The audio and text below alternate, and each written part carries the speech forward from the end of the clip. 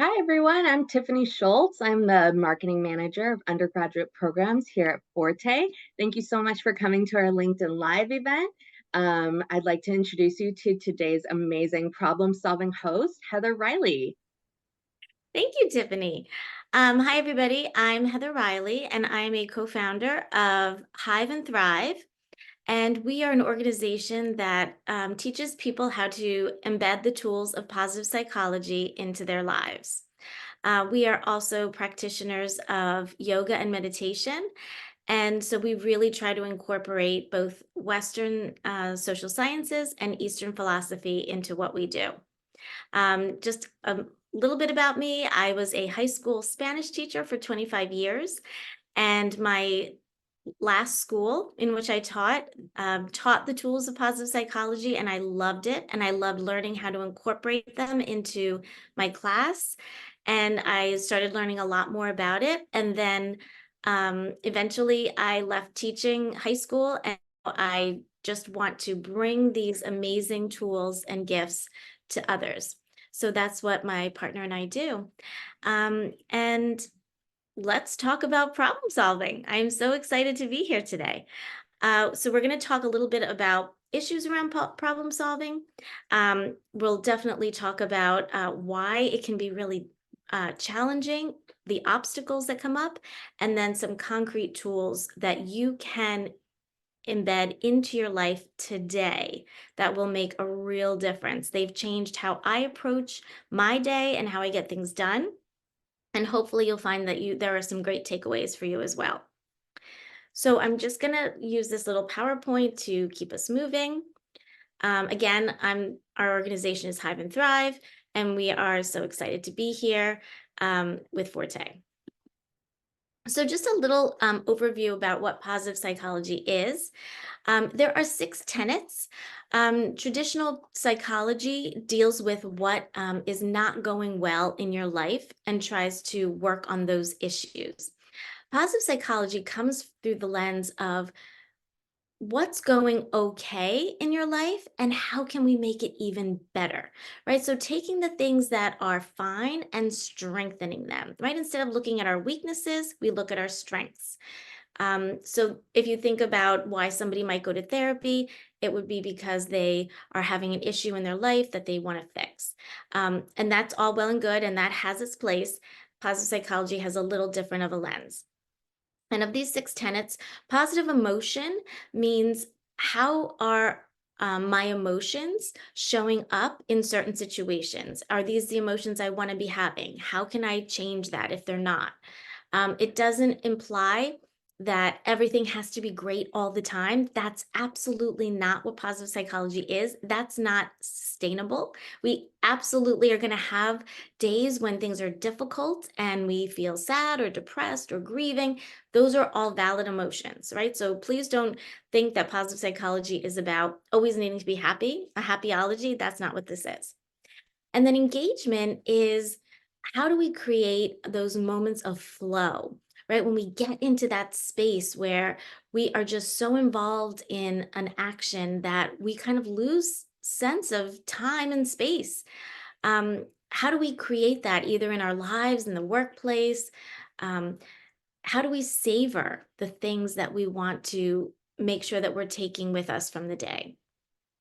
Relationships is a module that is sounds maybe self-explanatory. How do we create those high quality connections that we want to have with people, right? A lot of times we kind of feel like this isn't going well. Like what's missing? What do I need that I'm not seeing? And then meaning is what gets me out of bed in the morning, right? Meaning and purpose, they're actually different. And so we can think of it as, motherhood was something that gave my life meaning, but it's not my purpose in life. And so we talk a lot about post traumatic growth instead of post traumatic stress. And what does that look like for our resilience? And then achievement is goal setting.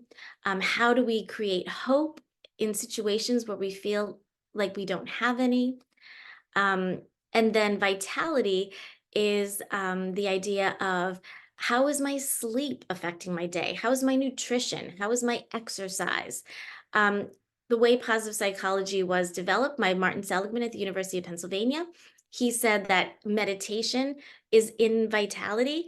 However, my partner and I, since we are meditation teachers and yoga practitioners, and we come at it from this lens of Eastern philosophy, we kind of feel that meditation is something that is the umbrella over all of this, right? Learning to be present and in the present moment is something that we need in every single aspect of positive psychology.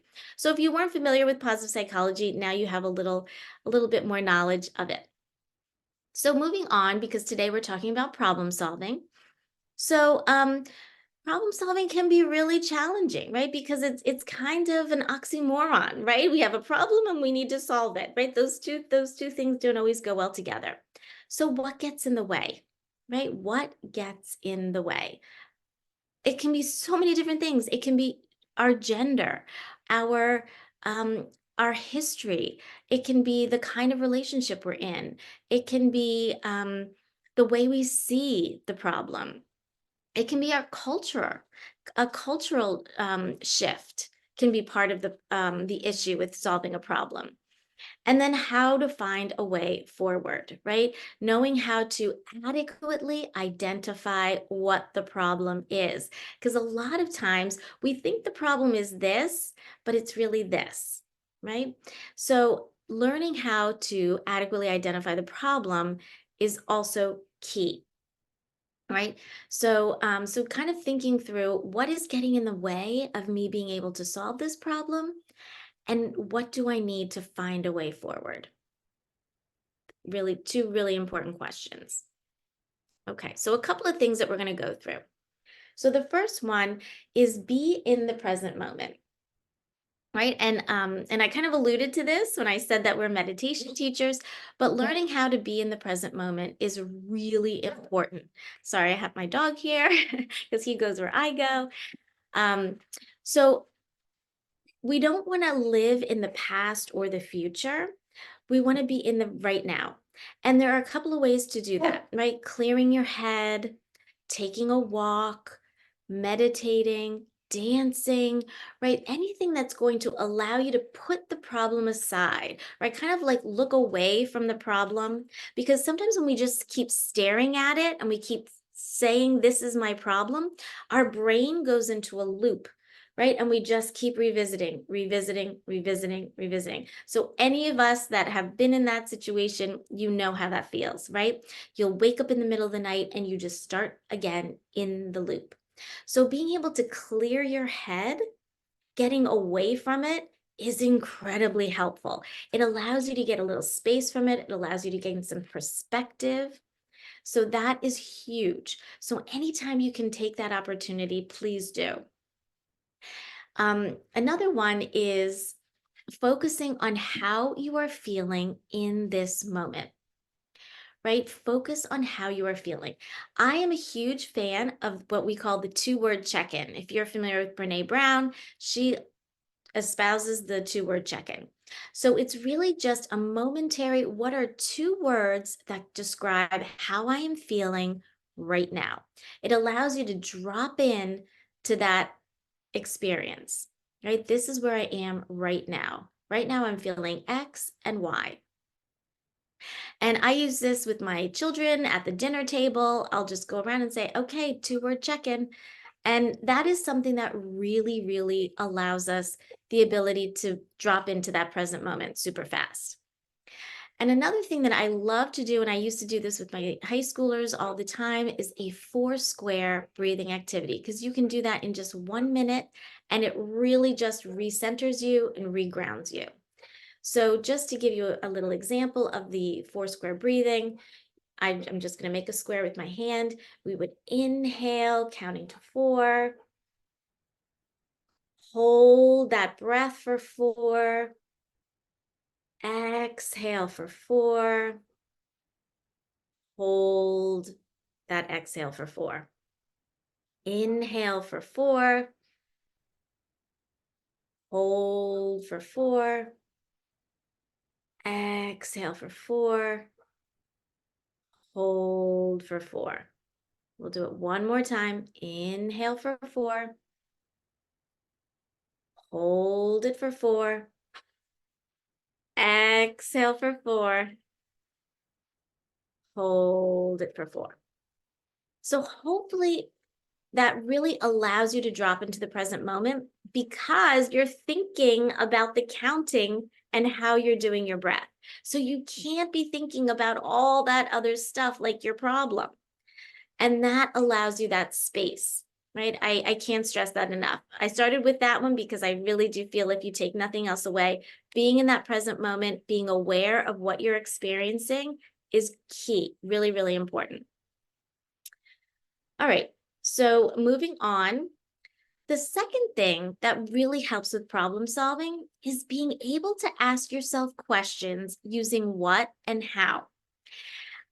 So questions like why, they're kind of judgy. Like, why would you do that? You can kind of hear it in my voice, but also the word why is sort of implying um, that might not be a great decision. So using questions like what and how open you and make you a lot more available to explore different kinds of solutions. So maybe asking yourself, what do I need? What can I control? How do I have agency? How can I get started? Right? Because we can't answer the question, what do I need, with, I need my boyfriend to bring me flowers on my birthday, right? Because we can't control what other people do. I've tried it for years. It doesn't work. You can't control other people and their decisions and choices. All we can control is what we do and how we think. That's it. So I would definitely start trying to answer those questions with of what I need with things that you can control, right? So what do I need? I need to be able to see this issue from different perspectives. Might be an answer. I'm just coming up with a random answer. Only you know what that answer is, right? And how would I do that? I might do a little research on ways that other people have solved this problem, or I might talk to a friend and go for a walk in the on the street, walk my dog. So those are all different ways that we can answer those questions, and they just expand our awareness and they expand our abilities to be able to see things in a new way. So that's the second one. The third one is to talk out loud to yourself using you. So if you're not familiar with the book Chatter by Ethan Kross, he's actually from the Philadelphia area where I am. And he also says, use you, because when you are talking to yourself, your brain can actually hear it better, right? And obviously talking to yourself in a positive way, like you will find an answer to this, right? That's really important too. So talk to yourself using you. You're tricking your brain into listening. And the fourth one is visualization. So I really like the idea of visualization. Maybe it's because I'm a meditation and yoga teacher as well, but visualization is so key to finding a way forward. So I would say visualize the process and the outcome, right? We don't want to be attached to outcome, but we definitely want to be able to visualize the process as well as the outcome. It's not enough to imagine that you're the body that you'll have if you run 5 miles a day, right? It's also important to imagine those early mornings, the actual process of running, the sweat, maybe even the physical sensations, how tough it is, right? Imagine that process. You're so much more likely to be able to see an end result if you can do all of those things, not just like, oh, I just want to move to France and I'm going to wander around the Champs-Elysees all day. That's a great outcome. But if you're not imagining all the different things that you have to do to get there, when you hit your first roadblock, you might give up. The second one is visualize each little segment, including the obstacles, right? And I kind of alluded to that in the first one. But if your goal is to maybe entertain more, maybe visualize yourself making the invitations, making a menu, going to the grocery store, preparing the food, right? The more you can visualize all of the little segments along the way, the less scary it seems, right? The less likely you are to put things off because you're thinking, okay, I have to do this and I have to do this, and then things just become much more palatable. The third one, visualize your goals in the positive. So this is what we call the pink elephant phenomenon. So the brain cannot hear negative phrases, right? Our brain doesn't hear the word don't. So if I say, don't think about a pink elephant, okay, don't think about a pink elephant, what's the first thing you do? You imagine a pink elephant, right? Because that's how the brain works. So we want to visualize what we want to do. And so instead, maybe instead of saying, I don't want to sit home on a Friday night, visualize yourself doing the things that you want to be doing, right? You want to visualize what you want to be doing, not what you don't want.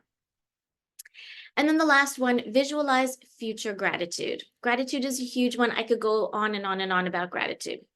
But suffice it to say, if you can just visualize how much more grateful you're going to be when you solve this problem, you are so much more likely to be able to actually solve it. So maybe even just visualizing 3 things that you're going to be grateful for when you solve this problem. And you can even just be thankful for the fact that it hasn't happened yet. Maybe it's not the right time. So those are all things that we are kind of willing to make it happen. We're sort of manifesting it, if that makes sense. And it really does help us to see all sides of the problem. And I just really wanted to point out the keys to happiness, because Martin Seligman, he was a researcher at the University of Pennsylvania. He's the one who developed positive psychology. And he says that we have to be at peace with our past.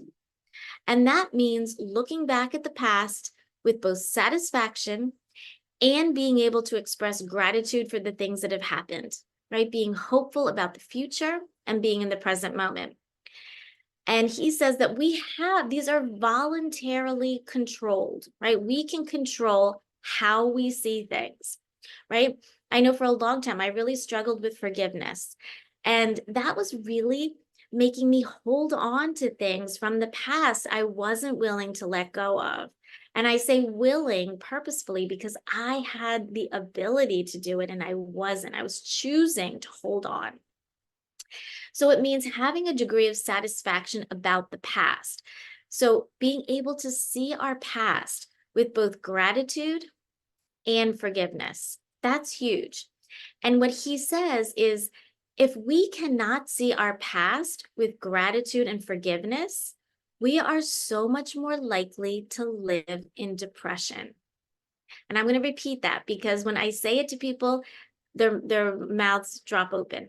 If we cannot see our past with gratitude and forgiveness, we are so much more likely to live in depression. And then I'm going to skip to number 3, optimism about the future.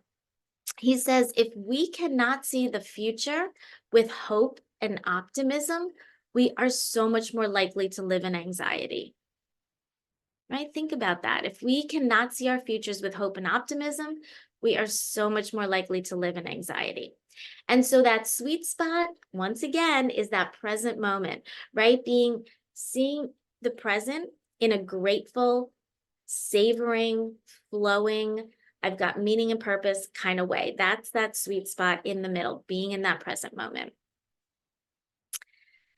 And then the final thing that I really wanted to talk about is obstacles and procrastination. And if you're like me, these go hand in hand with solving a problem, right? Because rarely are we able to solve a problem just by, getting out of bed and saying, it's solved, I've done it. Things are hard, right? Life is hard. And And obstacles come up every single time we want to solve a problem. And also, we have this ability in our brain to say, like, that's not right now. I'm going to do that some other time. And that also comes into play with problem solving. So what I would say is list any obstacles that you can imagine coming up, right? And I alluded to this with the visualization. So anything that you can think of, if you wanted to be able to get a degree in at college, maybe you need to write down what are the things that might kind of get in the way, and how would I tackle that, right? That's having a plan. It's also acknowledging that it's going to be challenging. And then number two is asking yourself how you would spend 5 minutes tackling this problem. If I were just going to put 5 minutes on this right now, what would I do? And you'd be surprised at how that procrastination is a little bit less, because when you say, I'm just going to spend 5 minutes on it, sometimes you spend 10, or sometimes you spend a half an hour. And before you know it, you've got a plan to move forward and or you've solved the problem.